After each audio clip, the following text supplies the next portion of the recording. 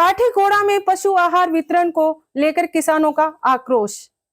काटेगोड़ा में पशु आहार वितरण को लेकर किसानों का आक्रोश।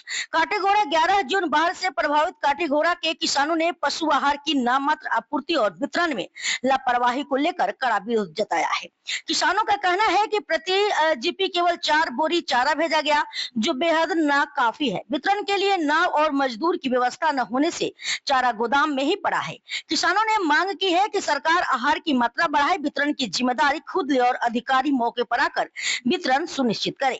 তো অভিভাবকরা এই অফিসে কার্যালয়ে থাকে না, ফিল্ডে যে সমস্ত কর্মচারী, সুইচ গেটের দায়িত্বে যে সমস্ত কর্মচারী, তারাও থাকার কথা নাই, যার ফলে এই সুইচ গেটগুলি জং ধরে। এগুলির পরিপাটি না থাকায় বর্ষার সময় তড়িঘড়ি শুরু হয় কাজ করা। এই বাঁচাও বাঁচাও কোনো সময় যখন উঠে না, গোয়ার থেকে আনো মানুষ, মুখখান থেকে বিশেষজ্ঞরা আনো, আনিয়া তখন হ্যাঁ কাজ তো চলে, কিন্তু মানুষের ভোগান্তি যেটা এটা শেষ নাই।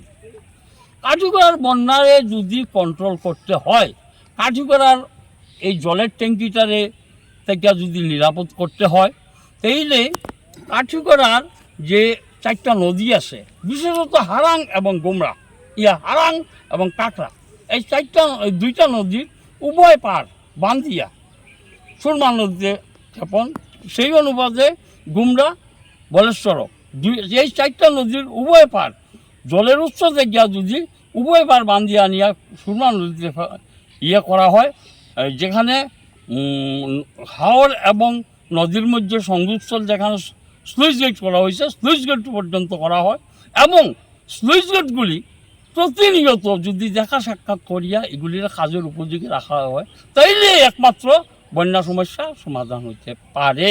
নচেত দ্বিতীয় কোনো ব্যবস্থায় কাঠিগড়ার বন্যা সমস্যা সমাধান হবে না। আর কাঠিগড়ার জলের ট্যাঙ্কি আছে, কাঠিগড়ার জলের ট্যাঙ্কি থাকবে।